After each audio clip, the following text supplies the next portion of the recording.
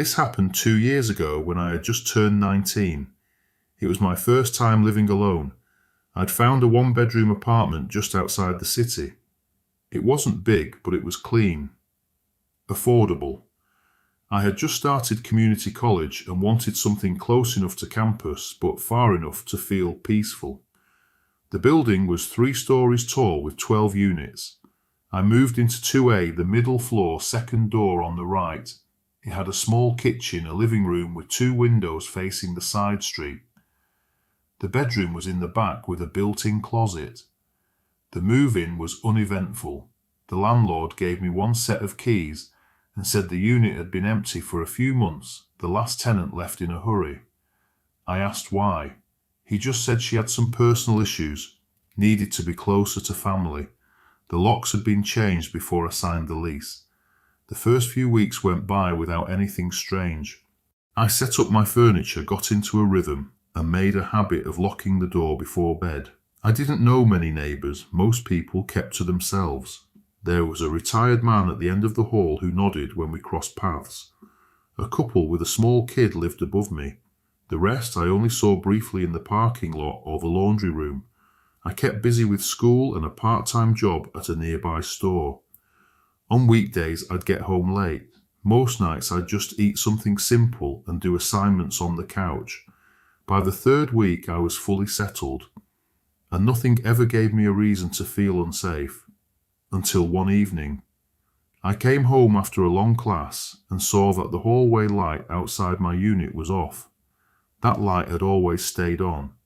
I noticed it because it helped me line up my keys in the lock, but that night it was completely out. So I used my phone flashlight, opened the door, and locked it behind me. I didn't think much of it. Maybe the bulb had burned out. I made dinner, watched something on my laptop, went to bed around midnight. The next day, the hallway light was back on. I assumed maintenance had fixed it. Nothing unusual happened until the following Tuesday. I remember because I only had 1 afternoon class and stopped for groceries on the way home. The hallway light was on. Everything looked normal. I unlocked the door and went in like I always did. But then I noticed the kitchen light was already on. I thought maybe I had forgotten to turn it off that morning. But I usually don't forget things like that. I placed the grocery bag on the counter and turned to close the door behind me. When I turned back toward the sink, there was a woman standing there. She looked about 40 or 50, wearing a light sweater, old grey pants, socks on her feet. Her hair was tied back loosely. She was holding one of my mugs and facing the sink. At first I just stood there, staring at her. She turned, slightly placed the mug on the counter, and started walking toward the door. She didn't run, didn't explain anything, didn't ask a question. She walked straight past me, unlocked the front door, and left. I followed her to the door and looked out. She'd already reached the far end of the corridor. I didn't see where she went. I didn't hear any other door close. I stood in the kitchen for a long time, just staring at the mug on the counter. I didn't call anyone, because I wasn't even sure what to report. There was no damage, no noise, no sign of a break-in, but someone had entered, walked through the apartment, used my things, and left, as if it meant nothing. That night I moved a chair in front of the door and kept the lights on. In the morning I left early for class. I hadn't slept much. I just didn't want to spend any more time alone in that apartment. Before leaving I checked the lock again. It worked like normal. When I got home that afternoon I looked around. Everything was in place. No sign that anyone had been there. Then I sent a message to the landlord. I asked if any maintenance or building staff had keys to my unit. He replied and said no one had entered. He asked if something had happened. I didn't explain in detail. I just said I thought someone might have gotten in by mistake. He didn't press further. The rest of the day passed without anything strange. But that night I pushed the dresser in front of the door again. I placed a glass jar on top of the handle so I'd hear it fall if the door opened. I didn't hear anything all night. The next morning, I spoke to the neighbour across the hall. She was usually polite but kept to herself. I asked if she'd seen anyone in the hallway the day before. She said no. I wanted to ask about the previous tenant, but I didn't. The apartment stayed quiet after that. For a few weeks, I started to feel more comfortable again. Then one evening, near the end of the month, I came home and found a folded note slid under my door. Oh, it was blank on one side. On the other, it said, "You forgot to lock the balcony." But I didn't have a balcony. I threw the note away. The next day, I asked the landlord to change the lock again. He agreed. It was replaced within 2 days. I also added a chain on the inside. A few days later, I saw her again. I was walking back from the laundry room and past the side stairwell. She was standing at the bottom of the stairs, looking up, holding a key in her hand. She didn't see me.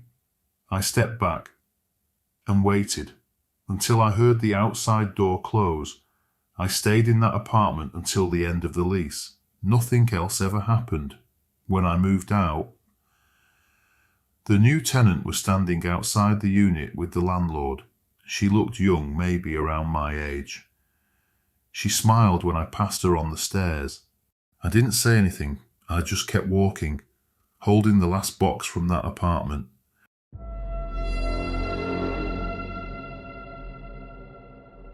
This happened in 2023, just a few months after my wife and I had our first child. We were living in a 2-bedroom apartment in Mississauga, Ontario. I was 29, working full-time in IT support, and she was on maternity leave. At first, everything was fine, but when our daughter turned about 3 months old, things started to change.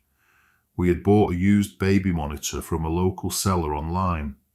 Nothing fancy, just a basic model with night vision and a small handheld screen receiver. We mounted it above the crib, pointing straight down. At first, it worked fine, but around the second week, strange things began to happen. One night I was alone in the living room watching TV. I glanced at the monitor and saw something tall leaning over the crib, as if someone was standing right beside it. I froze, but when I went in to check, there was no one there. I told myself it must have been a glitch in the night vision. A few nights later, it happened again. Same time, same shadow, same position. After that second time, I didn't tell my wife. I didn't want to scare her. But on the fourth night, it happened again. The figure was there motionless beside the crib. This time, I got up immediately. I went into the room and found nothing. When I looked at the monitor again, the figure had vanished. That night I told her everything. She looked uneasy but tried to stay rational. Maybe it was a software bug, she said, or a reflection, or poor night vision quality. So we decided to test it. I borrowed a second camera from my office. We placed both in the baby's room, our monitor above the crib, and the office camera across the room on a shelf. We synced them both to our phones and waited. At exactly 2:44 a.m, the figure showed up again on the old baby monitor, but on the second camera, the room was completely empty, just the baby sleeping peacefully. Even stranger, on the old monitor, the crib seemed to shift slightly, like someone had touched it. But on the second camera, nothing moved at all. That was the first time my wife admitted something wasn't right. In the morning, I checked the monitor again. It wasn't a smart device. It had no Wi-Fi, no connection to anything. There was no logical explanation for what we'd seen. We threw it away and bought a new one. And for a few days, when things were quiet, then one night around the same time, we heard a faint crackling noise coming from the hallway. I got up to check. There, sitting against the wall, was the old baby monitor. I had removed the batteries before throwing it out, but somehow it was on. The screen was glowing faintly, and it was showing our daughter asleep in her crib. and standing beside her was the same dark figure. Perfectly still, I didn't try to figure it out. I grabbed the monitor, smashed it, and took it straight to the dumpster. The next morning, I asked the building manager if anything unusual had happened in that apartment. He looked at me and said, "Before you moved in, there was a couple with a newborn who lived there. Something happened to the baby one night. The record said it was a sleep-related incident. The father left soon after. The place was empty for a while." We moved out within the week. Months later, our old neighbour sent a message. A new family had moved into that same unit. They also had a baby. And some nights, they kept hearing soft crying through the wall, even when their own child was sound asleep.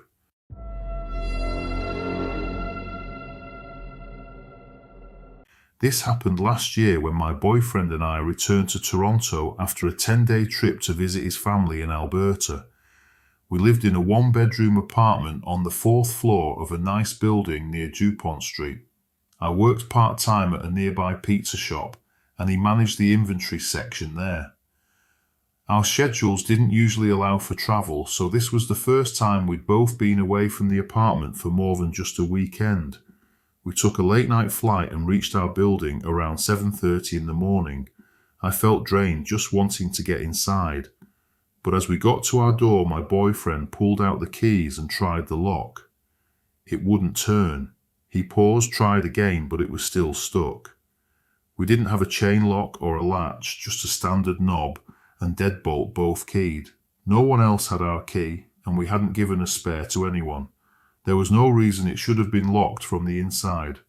We called the building manager, who arrived about 20 minutes later with the maintenance guy. She used her master key and pushed the door open. All three of us stepped into the entry. The lights were off and the apartment looked exactly the same as we had left it, except the heater was on, and I was sure we had turned it off before leaving. Once the manager and maintenance left, we went room to room checking everything. But the more we checked, the more we started to notice small things that didn't feel right. The heater was set higher than we ever kept it, and the air inside felt much warmer than usual. Then on the kitchen counter, 2 plates and a mug sat in the drying rack. They were still wet, like they had just been washed. Before we left, we had cleaned everything. We made sure the sink was empty. Then I opened the fridge. Inside were 2 plastic water bottles we didn't buy, and a paper bag from a takeout place we didn't recognize. I checked the receipt tucked under the container. The date said it was from 4 days ago. But we were still in Alberta then. In the hallway, the closet door was slightly open. I always close it fully because it tends to drift open if not latched. I checked inside. Nothing unusual. We moved to the bedroom. The bed looked neat, but the blanket was folded differently than how we had left it. It seemed like someone had used it and then tried to make it look untouched. My boyfriend asked if someone from work or family could have used the place without telling us. I told him no one had access. We didn't give a spare key to anyone. That night, I couldn't sleep properly. I kept thinking about the heater and all the little things that didn't belong but were left behind so neatly. He told me to get some rest. Said we'd change the locks in the morning, and maybe ask the manager if someone had entered by mistake, or if anything like this had ever happened before. But even as I nodded, I knew this wasn't something you could explain with a simple error. Around midnight, I got out of bed and walked through the apartment again. I stopped in the hallway, staring at the front door, remembering how smoothly it had opened earlier that morning, despite being stuck before. Then I moved toward the living room and stood by the window. Our unit faced the street. There was no balcony and no fire escape on this side. Still, I checked the edges, the frame, the glass. Everything looked fine. Then I walked into the bedroom and crouched by the small utility cabinet next to the water heater. We almost never opened it, but something about that day had made me curious. Inside, I found an old rolled towel pushed into the corner, and beside it a flat black screwdriver. The towel wasn't ours. I stood up slowly and checked the bedroom window again, this time more carefully. At the top edge, the latch was slightly bent, just enough for someone to force it from the outside and then slide it shut again after climbing in. In the morning, we reported everything to the building manager and asked to review camera footage. It didn't show anything near our door, but one of the back stairwell cameras had caught something 4 days earlier.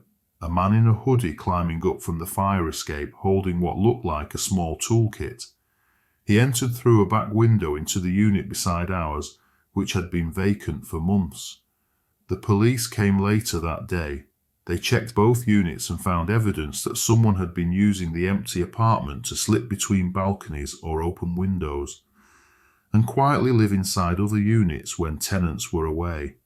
He had food receipts, a blanket, even a list of dates scribbled on the wall, dates and unit numbers. Ours was on it. He had probably seen us leave with luggage, watched the place for a day or two, and let himself in through the bedroom window using the screwdriver. He didn't take anything. He wasn't after valuables. He was looking for shelter, a place to stay warm, to shower, to eat, and sleep quietly, without being seen. And if we hadn't noticed the heat or checked the fridge, we probably never would have known.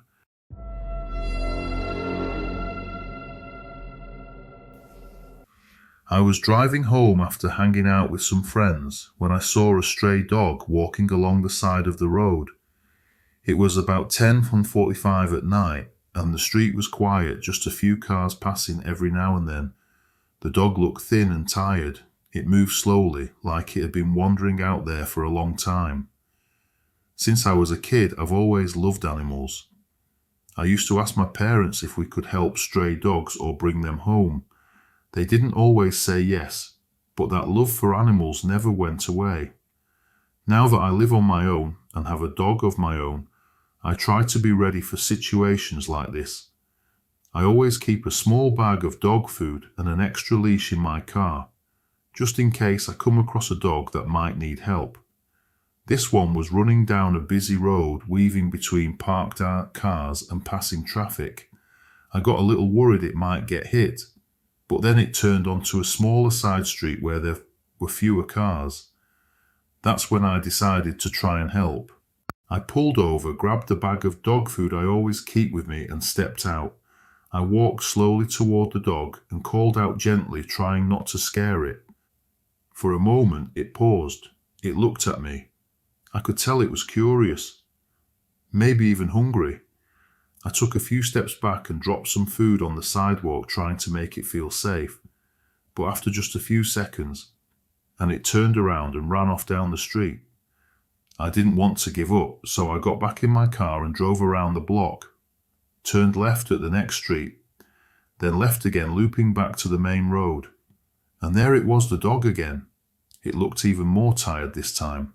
It was moving much slower than before. I stopped the car again and got out. I was hoping for one more chance. Just then a big SUV drove by. I looked right at it, afraid the driver might not see the dog, afraid it might get hit. While I was watching the SUV, I lost sight of the dog. A moment later, the SUV turned around and came back. It pulled up next to my parked car and stopped.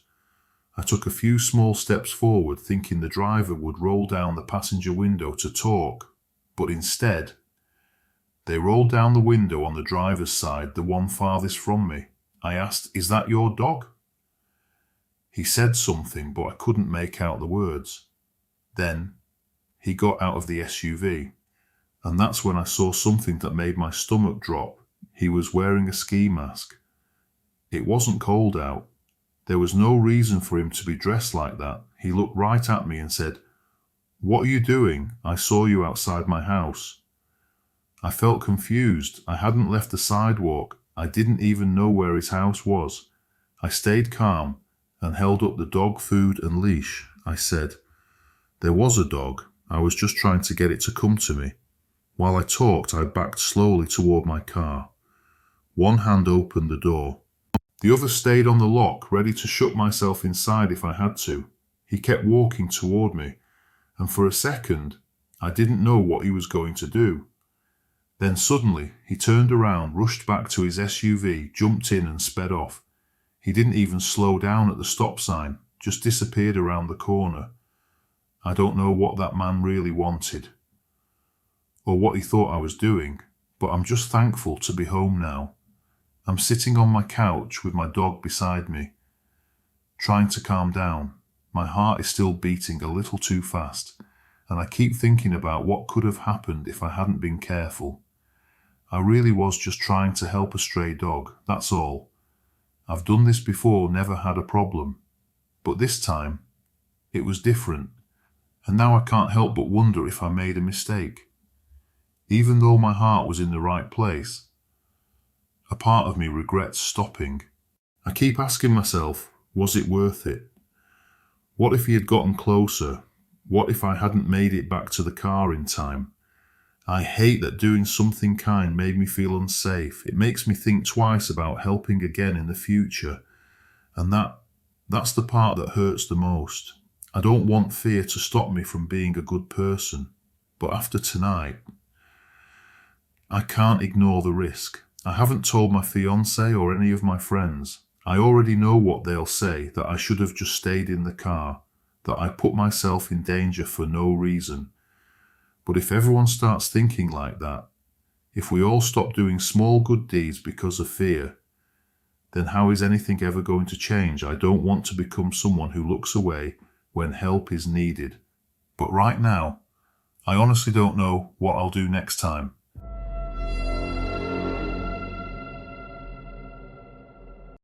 This happened earlier today. I'm 19 and I was driving to school like I do most mornings. I live in a suburban area and my commute is short, just about 15 minutes. So I was driving alone in my car heading to campus for my first class. I had just turned right onto one of the main roads near the school. There was a tan BMW in front of me. We both made the same right turn. I switched to the next lane and passed him since I was moving faster. I didn't cut him off. I didn't drive aggressively. Still, I think he beeped at me. I wasn't sure why.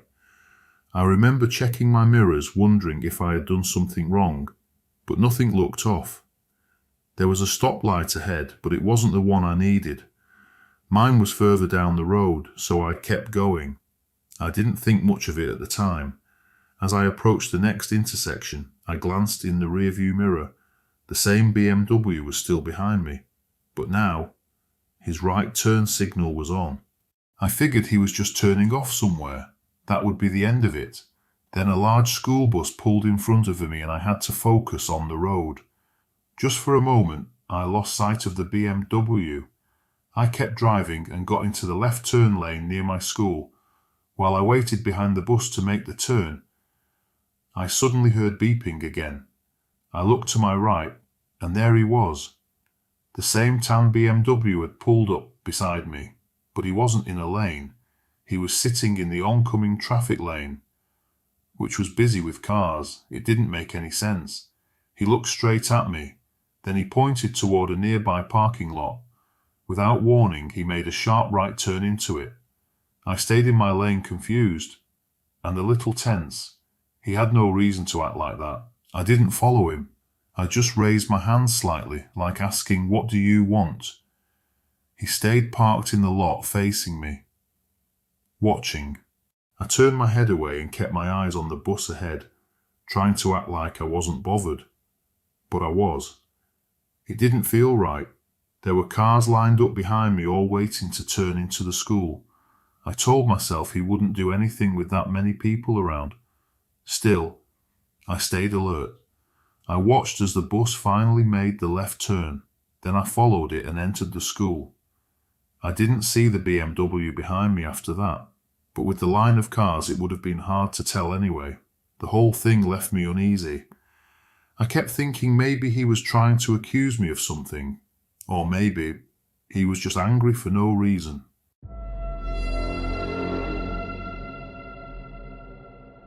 In 2013, when I was 15, I started taking small jobs around my neighbourhood to save up for my first laptop. Most of the work was simple babysitting, yard work, and sometimes pet sitting for families who lived nearby. By the next summer, people trusted me enough to stay overnight if they needed someone reliable. That was how I ended up taking care of a golden retriever named Toby for a couple who lived across town. Mr. and Mrs. Ray were friendly, but formal. When they called, they said they needed someone for a full week while they travelled for work. They would pay well, and they asked if I could stay at their home instead of just visiting during the day. Their house was new and much bigger than most on their street. During the walkthrough, they showed me everything I would need: the pantry, where Toby's food was kept, the leash by the door, the spare bedroom where I would sleep. They also pointed out a small black camera fixed to the living room wall facing the area where Toby's bed was placed. They said the camera was to check on Toby in case he got anxious at night. I nodded and didn't think much of it. By then, lots of people were using cameras for pets. The way it was set up seemed normal, aimed toward the dog's spot and part of the living room. The first 2 nights were easy. Toby ate without trouble, slept through most of the evening, and seemed calm. I watched television or read on the couch until it got late. Sometimes I even forgot the camera was there. But on the 3rd night, when I dropped a glass of water in the kitchen by accident, I got a text from Mr. Ray asking if everything was all right. I cleaned up and told him it was nothing serious. But after that, I couldn't shake the feeling that they were watching more than just the dog. After the message about the glass, I became more aware of the camera. It was small, blending into the wall so well that it was easy to forget about. But now every time I crossed the living room, I felt its presence. By the 4th day, little things began to feel strange. I was eating dinner alone at the kitchen counter when my phone buzzed again. It was Mrs. Ray this time, asking if Toby had finished eating. I had just filled his bowl a few minutes earlier. It was possible they had checked the camera and seen him eating, but the kitchen was off to the side outside the camera's main angle, so it didn't seem like they should have seen that easily. Later that same night, I walked upstairs to get a clean towel from the hall closet. As I reached the landing, I paused. From the stairwell, I could see the living room camera. It was still angled toward Toby's bed, but also just enough toward the stairs to catch part of the hallway above. I hadn't noticed that before, and I wondered, had they adjusted it remotely, or had it always been like that? At bedtime, I checked the guest room carefully. There were no cameras inside that I could see. I even checked the smoke detector and the corners of the ceiling, just to be sure. I tried to sleep, but the thought kept turning over in my mind. Maybe I was overthinking it. Maybe they were just nervous first-time pet owners who like to check everything. In the morning, I walked Toby early. While I was out, I thought about moving the living room camera, slightly tilting it back fully toward the dog's bed, to give myself a little more privacy. When I returned, I reached up and turned the camera slightly, with 2 fingers, aiming it more squarely at Toby's area. It was subtle. Less than 5 minutes later, my phone vibrated. I stared at the message for a long moment. They had been watching everything.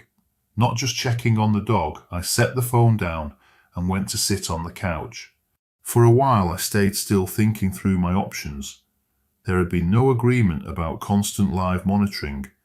They had only mentioned checking on the dog, but the way they responded to small movements, the way the camera had been angled toward the hallway, it made it clear that their focus was not just on Toby. I thought about calling my parents, but I didn't want to cause panic without being sure what to say.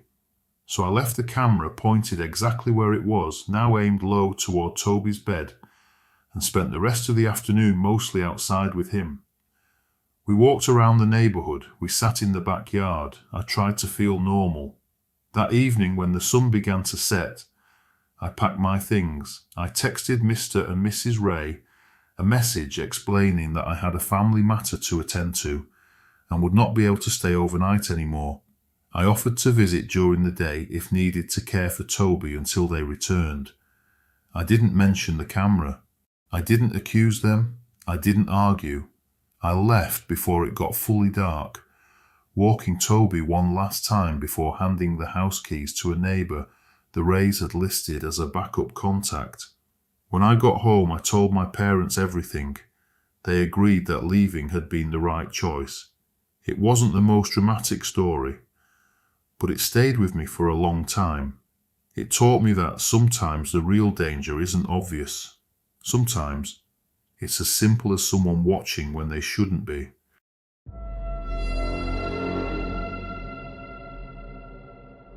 In early September, I took a dog sitting job through a local app where people post short-term pet care work. I was saving money before starting college the next semester.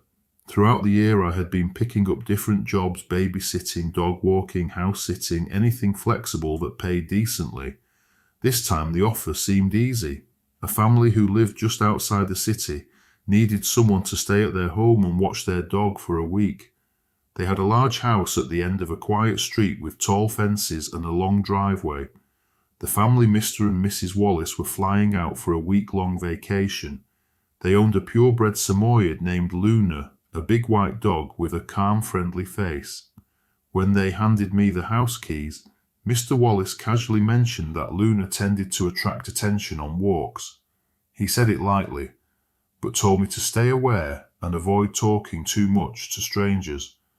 I didn't think much of it. I had done plenty of dog-sitting jobs before, and I'd never had a problem. The first few days were simple. Feed Luna twice a day, walk her in the mornings and evenings, and stay overnight at the house. Luna was really friendly and easy to handle. She loved her walks, and the neighbourhood seemed safe enough. But it was on the third day that I noticed something strange. While walking Luna around the block, I saw a dark grey car parked down the street. A man sat inside wearing a baseball cap. At first I thought nothing of it. People often park to make a phone call or check directions. But the next day, the same car was there again. The man wasn't on his phone. He wasn't doing anything obvious. He just sat there, engine running, watching the street. I felt uneasy, but I tried to brush it off. Luna didn't seem bothered, so I finished the walk and returned to the house. Still, I couldn't shake the feeling that someone was paying too much attention. That evening, before locking up, I double-checked the backyard gate and all the doors. I wasn't scared yet, but I decided to be a little more careful from then on. On the fourth day, the weather turned cooler, so I decided to take Luna for a longer walk around the neighbourhood.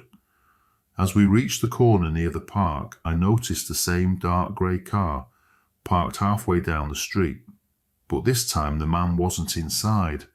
He stood near the park entrance pretending to look at his phone. When he noticed me, he smiled, but it wasn't a friendly smile. It made my stomach tighten.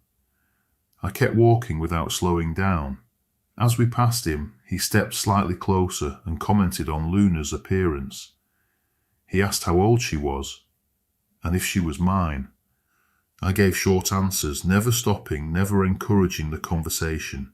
When I glanced back near the next corner, he was still standing there, watching us leave. I changed our route immediately, taking longer streets back to the Wallace house, making sure he wasn't following. When we got home, I locked the door behind us and checked every window. Later that evening, while letting Luna into the backyard, I noticed something. The side gate. The latch was hanging loosely again. I had checked it earlier that morning. Now it looked like someone had pushed against it, or tried to open it. I fixed the latch as best I could, then brought a heavy brick from the garage to block the gate from the inside. But the uneasiness stayed with me through the night. Starting the next day, I decided I would only walk Luna in the mornings, when more people were outside, when it would be harder for anyone to approach without being noticed. So that morning I walked Luna earlier than usual, sticking to busy streets where other people were around. I didn't see the man or the grey car, and it gave me a small sense of relief. The day passed quietly. I kept Luna inside most of the time and only let her into the backyard during daylight hours. Later that night, I was sitting in the living room with Luna lying nearby, when I heard a sound A soft noise, faint but distinct. A slight metallic rattle, like someone brushing against the side gate. I turned off the lights inside the house so I could see out the window more clearly. Moving carefully, I peeked through a small gap between the curtains. The backyard was dim, but under the weak light from the porch I saw it. The gate was moving slightly. Someone was standing just beyond the fence, trying to push it open, quietly. Luna stood up. She began to growl, low, steady, deep in her throat. I stayed calm, moved slowly and grabbed my phone. I called the police. I explained that someone was trying to break into the backyard. They told me to stay inside, stay out of sight, and wait. The gate rattled again harder this time, but the brick I had placed earlier held it shut. A few minutes later, the figure backed away into the darkness. I couldn't see where he went, but I stayed low and waited. Within 10 minutes, 2 police cars pulled up to the front of the house. After a short search, they found a man hiding between 2 parked cars nearby. He matched the description I had given. In his pocket, they found dog treats, a spare leash, and gloves. The officers told me he likely intended to take Luna, and that similar thefts had been reported in other neighborhoods. I finished the job safely, but after that week, I became far more careful about the jobs I accepted.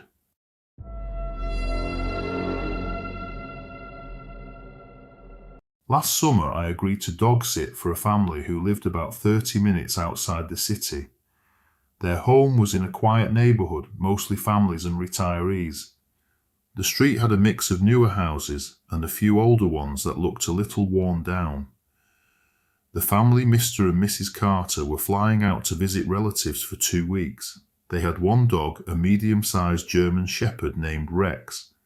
They left me written instructions when to feed him, how often to walk him, and which rooms he wasn't allowed in. Before they left, Mr. Carter mentioned something quickly about the house next door. He said it had been abandoned for months, and to ignore it if Rex barked in that direction. Sometimes stray cats wander into the yard, he added. I moved into the guest bedroom and settled into a routine. Most nights were peaceful, but the only problem was Rex. He kept growling at the side fence facing the neighbour's property, especially at night. At first I thought he was reacting to old scents, or maybe a raccoon. I tried to calm him down, but every night around the same time he would stand by the sliding door, staring into the backyard toward that house. Then after a few nights, I started noticing little things that didn't feel right. A crushed soda can near the fence that hadn't been there before. A broken piece of wood from the old fence, lying inside the Carter's yard. I brushed it off, thought maybe it was just animals, or the wind. I kept telling myself the Carters would have warned me if there was anything serious to worry about, so I decided not to overthink it. After all, it was just a few more days until the weekend when my friend would come stay with me for a night. On Friday evening, just after dinner, Rex started growling again. It had become such a normal part of the nights that I barely reacted. I pulled back the curtain covering the sliding door and looked outside. It was almost completely dark except for a bit of light from a street lamp 2 houses down, and that's when I noticed it. A small moving light inside the abandoned house. It looked like someone walking across the living room with a flashlight, or maybe a phone screen. The boards on the windows had gaps and the light slipped through for a second before disappearing again. I stood there frozen, unsure if I had really seen it. Rex's growling grew louder. I locked the sliding door, checked the front and back doors again, and turned off the porch light. I decided not to call anyone. It could have been a trick of the eyes, or someone passing by outside. I didn't want to overreact. In the morning, I checked the fence area while walking Rex. There were muddy footprints near the side gate bigger than mine. The gate itself was loose, like someone had pushed it hard. I told myself, maybe it was a stray animal, maybe a neighbour's dog had gotten in somehow. But deep down, I knew that wasn't right. Later that night, while sitting in the living room, I heard a light tapping sound near the backyard. I muted the TV and listened. After a minute, I heard it again. 3 short taps, then silence. It didn't sound like someone knocking. I didn't go outside. I double-checked that the doors were locked and moved Rex's bed closer to where I was sitting. That night, I barely slept. Every small sound made me sit up and listen. A few times I thought I heard quiet steps outside, but when I checked through the window, the backyard looked empty. Rex stayed awake most of the night too, refusing to leave his spot near the door. The next day passed normally. I stayed inside most of the time, only taking Rex out into the backyard during the day. But I kept an eye on the neighbouring house. No more lights, no movement. I started hoping maybe whoever was there had left. That evening, just after sunset, Rex became restless again. He paced by the sliding door, a low growl rumbling from his throat. I turned off the inside lights and stood by the window, trying to stay out of sight. After a few minutes, I spotted movement near the fence. Someone was crouching low. Moving along the back edge of the Carter's yard, I watched as the person stopped by the side gate, checking if it was still loose. I knew then I couldn't ignore it anymore. I picked up my phone and called the police. They told me to stay inside, keep the doors locked, and wait. While I waited, I kept low and stayed in the living room with Rex beside me. About 10 minutes later, 2 police cars pulled up. One officer came to my door, while the others spread out toward the neighbouring property. I told the officer everything I had seen and heard over the past few days. After searching the house, they found a man hiding inside. He was dirty, thin, and carrying a backpack filled with tools. He didn't resist arrest. Later, they told me he had a record of trespassing and had broken into empty homes before. The police said I had done the right thing by calling. I finished the job without any more trouble, but I never agreed to house sit alone again after that.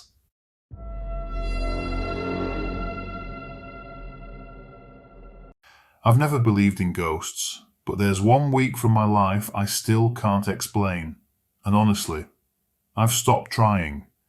It happened a few years ago, when I was 19. Home from college for the summer, I'd picked up a few local jobs to earn some money around the neighbourhood. One of those jobs was dog sitting for a couple who lived near the edge of a wooded area. Their house was a modern 2-story place. They were going away for a week and needed someone to stay overnight with their dog Lily, a black lab. About 8 years old, I didn't mind. The house had Wi-Fi. The fridge was stocked, and I had my own room. That first day went fine. Lily followed me around, slept near the couch, and didn't bark much, except once when a deer passed through the yard at sunset. She barked, then went quiet. But I noticed one thing. Every time I opened the front door to take her outside, she would stop at the threshold, look up, not at me, but just off to my right, and wait. She'd wag her tail and sit like she was waiting for someone else to go first. It wasn't dramatic, it wasn't creepy, just a small, strange habit. I figured she'd been trained that way and didn't think about it again. It was on the second walk that I started to notice more. We were going down a trail behind the house. Lily walked close to my side, but again, not directly next to me. She kept looking up, as if someone was walking beside her. At one point I slowed down. Lily slowed too, but not in sync with me. It was like she was matching someone else's pace. By the third day it became harder to brush off what was happening. Every time we went out, Lily acted the same. She'd glance up at the empty space beside her, sometimes wagging her tail, sometimes slowing down or stepping aside like she was making room for someone else. She wasn't scared. It felt more like obedience. So I started changing small things. I opened the door wider, stood in a different spot, even called her sharply to break the habit. But no matter what I did, she always paused and waited for that invisible presence. First, that afternoon I decided to take a different trail, one that led into a small clearing about half a mile from the house. The path was muddy from rain the night before, soft enough that you could see our footprints clearly as we walked. I kept looking down just out of curiosity, wanting to see if Lily's track stayed beside mine. At first everything looked normal, my prints, her paw marks a little behind me. Then the trail narrowed, and I noticed it. There were 2 sets of human footprints, mine and another set about 2 feet to the right of Lily, same size as mine. But the stride was slightly longer, like someone taller was walking beside us. I stopped immediately and looked around. The clearing was empty. No sound except the trees swaying in the wind. I told myself, maybe another hiker had been there earlier. Maybe I just hadn't noticed. But these prints were fresh, clean in the wet mud, following the same pace we were walking. Lily stood still when I stopped. She looked up again, at that same spot beside her, and wagged her tail once. I didn't say anything. I just turned us around and headed straight back to the house, my eyes scanning the woods the whole way. When we got back, I wiped Lily's paws, checked the locks, closed every curtain. I didn't want to look out into the woods anymore. That night I slept with the bedroom door closed and Lily lying across the threshold facing the hallway. In the morning, the house felt different. Still quiet, but not in a normal way. I got up early, fed Lily, and stayed inside. I kept thinking about the footprints, trying to tell myself there had to be a normal explanation, but it didn't feel right. That afternoon I tried to take Lily outside. She followed me to the porch, then stopped and refused to step off it. I tugged gently on the leash, but she wouldn't move. After a few minutes I gave up and brought her back inside. Around 7 p.m. Lily went to the front door and sat down. She didn't bark, she didn't whine, she just stared at the door handle. Completely still. I stayed in the living room and watched her. She didn't move for a long time. Then, without any sound, without any sign, she wagged her tail once and shifted slightly to the side, as if making space for someone else to come in. I didn't move. Nothing about the door changed. No knock, no noise. I looked toward the window near the door, but there was nothing outside. After a few minutes, Lily lay down, but kept facing the door. I stayed where I was. I didn't open it. I didn't call her away from it. That night I moved a chair in front of the bedroom door and let Lily sleep inside the room. When morning came, I packed my things. The owners came back around noon. I handed them the keys, gave a quick update about feeding times, and left. I didn't mention anything about the walks or the footprints. I just wanted to leave. I never went back to that house. I never took another dog-sitting job after that week, and I also stopped walking trails alone, even during the day.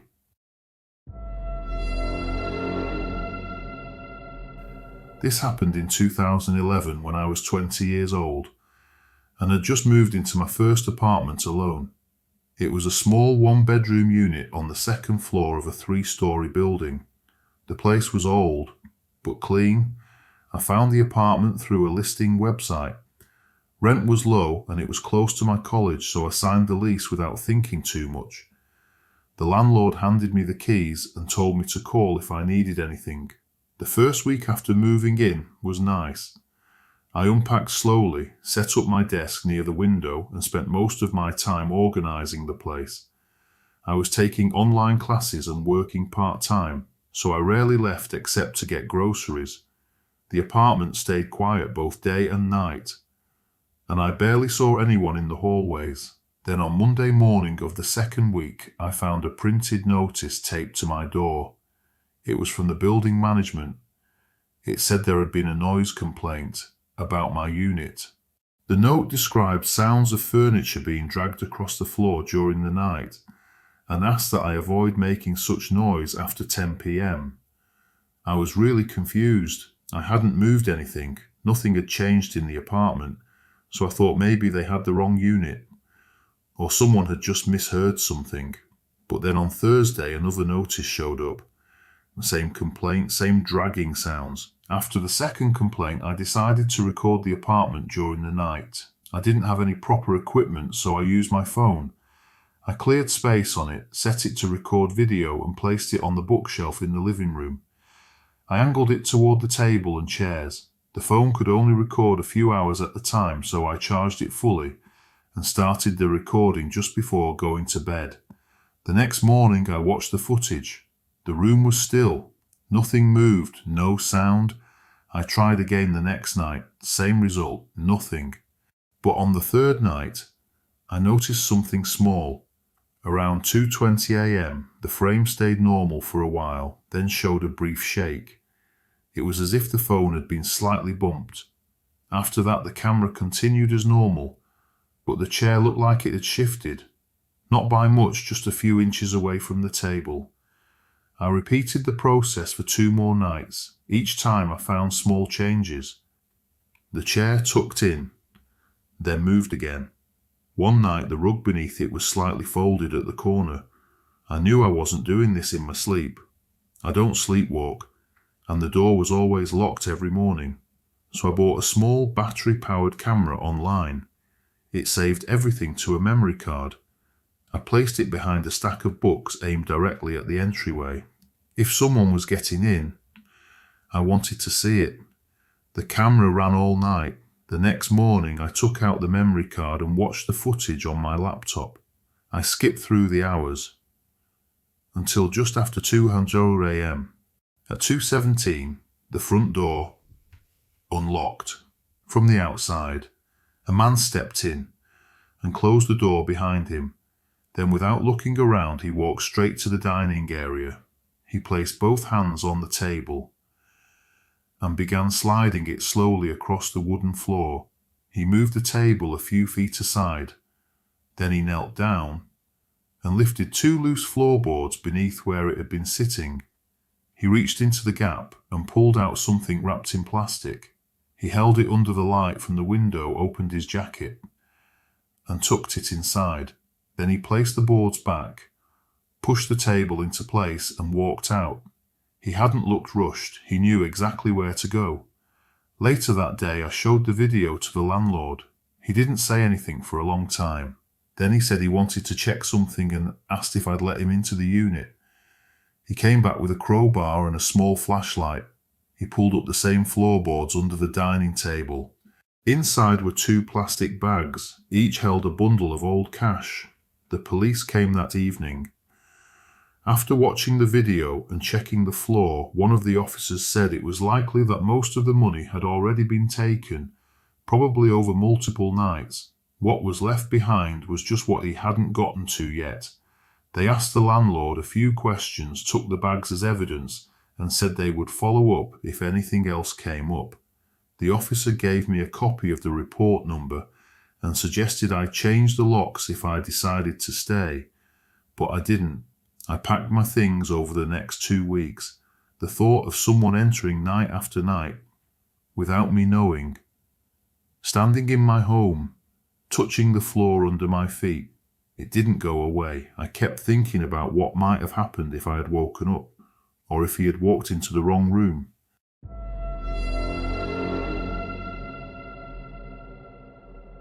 This happened in 2021, right after I moved into a small apartment building in the north end of the city. I was 25 at the time, working remotely as a junior analyst. The building was older but solid, 5 floors, mostly long-term tenants. I rented a 1-bedroom on the 3rd floor. It wasn't fancy, but it was clean and affordable. I didn't know many neighbours. Just a guy named Ron who lived across the hall. He nodded when we passed, but we never really talked. Nothing unusual happened, at least not at first. But during the third week, something changed. That's when I started waking up around 3:30 in the morning, always at the same time, always without reason. At first I figured it was just poor sleep, but then I began noticing a faint smell coming from the corner of the bedroom near the floor vent. It wasn't strong, but it was strange, like frying onions, mixed with something metallic. The first night I thought maybe it was coming from another unit. I got up and checked the vent, thinking there might be a leak or something stuck inside, but there was nothing. The smell faded after a while, so I opened a window and tried to sleep again, but it kept happening. I even tried taping over the vent, thinking it might be old air from the heating system drifting in, but the smell still came through. There were no footsteps, no voices, no sound at all. Then one night I stayed up. I kept the lights off and sat on the bed, just watching the vent. Nothing happened at first, but right at 3:30, the smell returned, and this time I heard something. Faint. Not from inside my apartment, but from the vent itself. A low, uneven breathing sound. It lasted about 10 seconds, then stopped. I didn't sleep much after that, and I didn't tell anyone. I wasn't even sure how to explain it. A strange smell coming through the vent in the middle of the night, and soft breathing sounds that faded just as quickly. The nights it didn't happen somehow felt worse. I would lie awake staring at the ceiling, waiting. Some nights there was nothing. Other nights, the smell returned.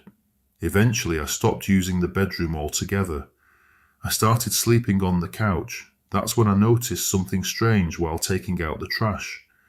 The door to the apartment directly below mine, it looked different from the others. No doormat, no unit number. I walked by slowly and leaned in, expecting to hear the hum of an empty room. Instead, I heard a soft thump, then silence. Later that day, I saw Ron from across the hall and asked him about the unit below mine. He paused for a second, then said he had been vacant for a while. Maybe 5 or 6 months. Some guy moved out and never came back for his security deposit. That same night the smell returned. Stronger this time, not just once, but twice. But now, I heard something else, a slow dragging sound across the vent. The next morning, I went back downstairs and stood outside the door to the unit below. I listened for movement, but all I heard was the low hum of the hallway light. So I called the building manager. I told him something fell off, that the unit underneath mine might not be as empty as he thought. He sounded tired, said he'd look into it, then hung up. That night I stayed up again. This time I pressed my phone against the vent and hit record. The next morning I played it back. The audio was faint, but it was there, slow, shallow breaths, and a few soft scraping sounds. I sent the recording to the manager and asked him to check the unit. 2 days later, a locksmith came with him. I watched from the stairwell as they opened the door to 2B. The moment it cracked open, the smell hit, stronger than ever. They went in with flashlights. I waited outside. After about 5 minutes, the manager came back out and asked if I could come down. Inside, they found signs that someone had been living there. A sleeping bag, a portable burner, a few plastic grocery bags filled with clothes. The police came that evening. After watching the video, one officer said it was likely that whoever had stayed there came and went through the basement exit. They guessed he'd used the vent to listen for movement upstairs. They didn't find him, but they said he had probably been there for weeks, maybe longer.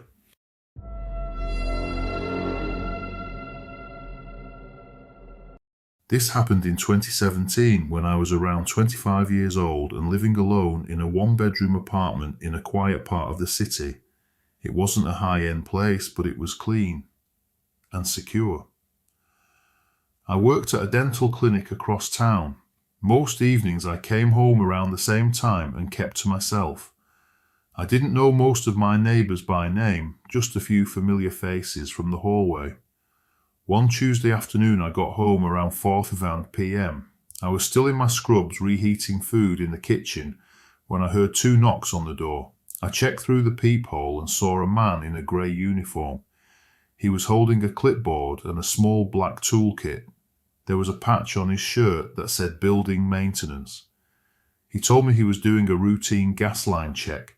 He pointed to his ID and said it wouldn't take long. I hadn't seen any notice about it, but I figured maybe they forgot to inform me. So I let him in. He walked straight to the kitchen sink, opened the cabinet underneath and looked at the pipes. Then he checked the wall vent next to the counter. He used a flashlight. He didn't ask any questions. He moved around like he knew exactly what he was doing. He glanced over at the radiator in the corner, crouched beside it for a moment, then stood up, said everything looked fine, and left. I didn't think about it again until later that night. I had dropped my keys near the radiator when I noticed something on the floor. It was a small metal inspection tool, the kind you use to tighten pipe valves. I figured he must have left it there by mistake while checking the radiator. The next morning I called the building office to let them know and asked if I could return it to whoever had visited. The manager asked for details. Then she said they hadn't scheduled any inspections. No one from maintenance had been sent to my unit or any other unit that week. After the call I thought, maybe the man had gone to the wrong apartment. I placed the tool in a drawer near the door and didn't think much more about it. A few weeks passed without anything unusual. No follow-up from the building. No one came to ask about the tool. I went through my regular days without giving it much thought. Then one night, I woke up to a faint sound. I wasn't sure what it was at first. It wasn't loud, just a soft clicking noise. Near the front door, I stayed still and listened. I got up, walked quietly toward the door, and listened closer. It wasn't coming from the hallway, it was at the lock. Someone was trying to open it from the outside. I turned on the hallway light and shouted toward the door. As soon as I did, the noise stopped. A second later, I heard fast footsteps moving away. I opened the door and looked out. There was a man running down the hallway toward the stairs. Even from behind, I recognized him. It was the man who had come in weeks ago, the one who said he was with building maintenance. As soon as I saw him turn the corner and disappear down the stairwell, I slammed the door shut and locked it again.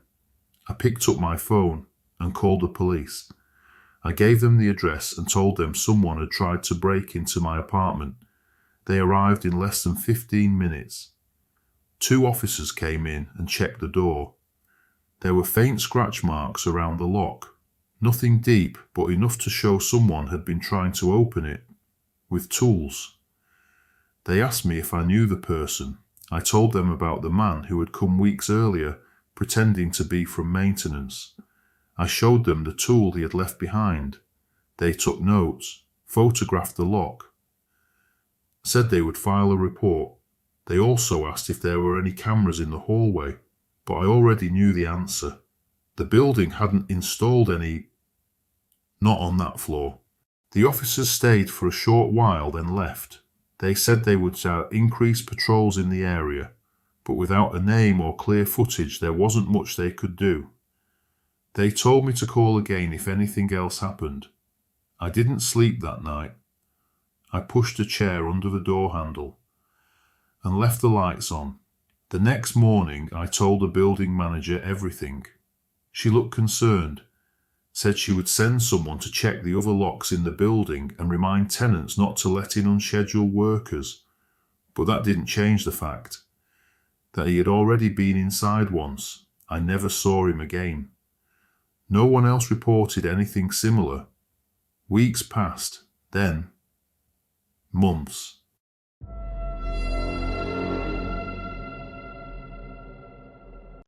A few weeks ago, I started walking my 2 dogs through the forest, mostly to figure out where our property ended and to enjoy the beautiful nature around us.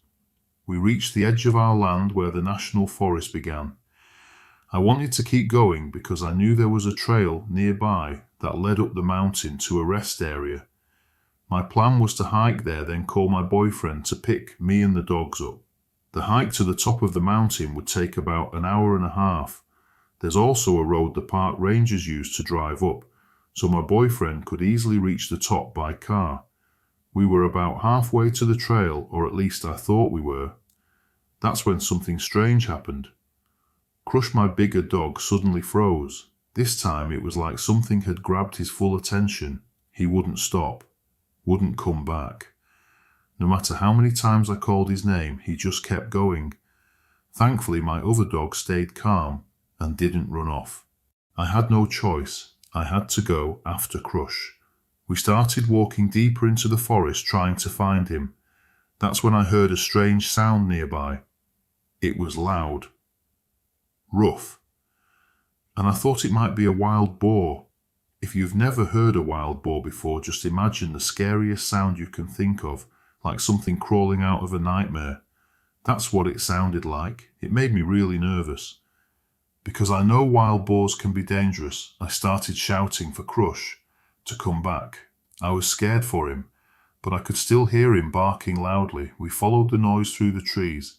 When we finally found him, he was standing near a large tree, barking, growling at something up above. I tried to grab his collar and pull him away, but he refused to move. He was completely locked in, totally focused on whatever he saw in that tree. I had no choice but to pick him up. Crush weighs about 80 pounds. I had to shuffle slowly, carrying him for nearly 100 feet before I could set him down. It wasn't easy, but he wouldn't move on his own. My other dog had stayed near the tree. She was whining, tail tucked between her legs, clearly afraid. I called her to come, but instead of running to me, she turned around and bolted in the opposite direction. I looked up into the tree to see what they were reacting to, but I couldn't see anything clearly. I just assumed it was a huge raccoon or something like that. It took nearly 2 hours, but eventually I made it back to our land with both dogs. When we got home, I told my boyfriend what had happened.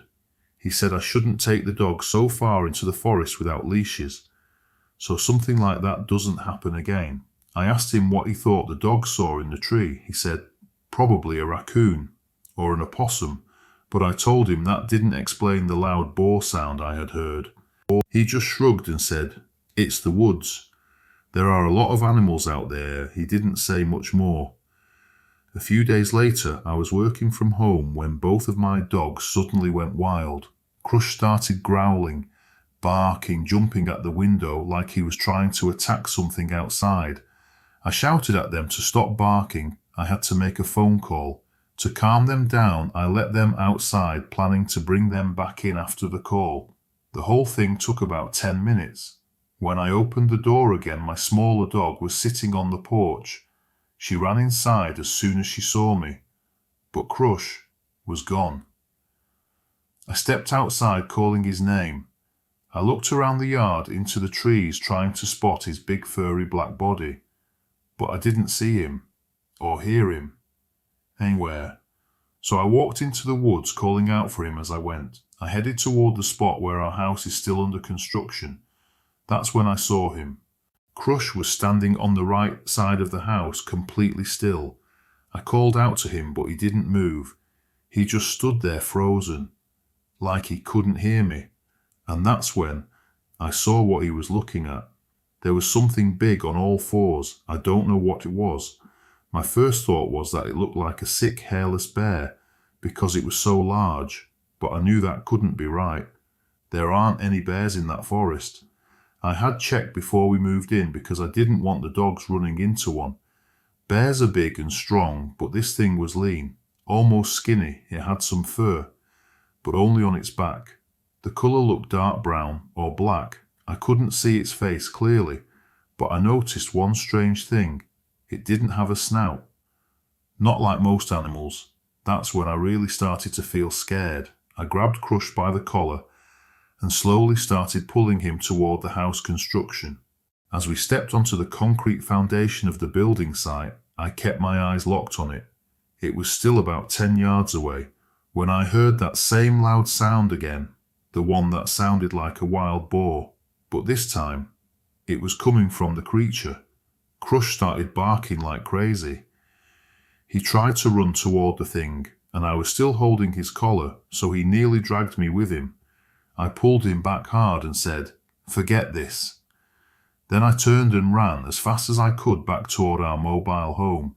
I called my boyfriend several times before he finally picked up. I was panicking, yelling, telling him to come home right now, that there was something out on the property. He got home in about 10 minutes. He drove his truck straight over to the construction area. When he came back, he said he didn't see anything there. It's been a couple of weeks since that happened, but this past weekend, I saw it again. My boyfriend had to work late, so I was home alone with the dogs just watching TV. After a while, my smaller dog scratched at the door. She needed to go out. Crush followed her and I let them both outside. A few minutes later, I opened the door again. My little dog was shaking. She rushed inside as fast as she could, ran under the dining table and wouldn't come out no matter how much I called her. I called for Crush, but I couldn't see him anywhere. He's a black dog, and with the woods so dark at night, it was almost impossible to spot him. So I grabbed a flashlight and started walking around the outside of the house, calling for him. That's when I saw it. A big furry black shape near the trees at the back of the house. I thought it was Crush, so I called out, but it didn't move. I started walking toward it, but then I heard a bark from behind me. My heart sank. My stomach dropped. I froze. I didn't even want to turn around because I realized something awful. That thing in front of me wasn't my dog. Crush was behind me. A wave of fear, panic, and anger hit me all at once. I didn't know what else to do. So I did something really stupid. I started yelling at it, throwing sticks. I was so angry and so scared, I felt like I was losing my mind. Before I knew it, I was running straight at it. I got within 5 feet when the thing suddenly jumped and ran into the woods. Its back legs were so long I actually thought it might kick me as it leapt. The smell it left behind was awful, like dirt, and something rotten. I saw the back of its body more clearly this time. It looked almost human. Its arms and legs were long, but the middle of its body was short and strange. Thankfully, I snapped out of it. I didn't run after it into the woods. That would have been really stupid. But I'll admit, I felt a little proud of myself for scaring it off. I started walking back toward Crush, toward the house, but then I heard that same sound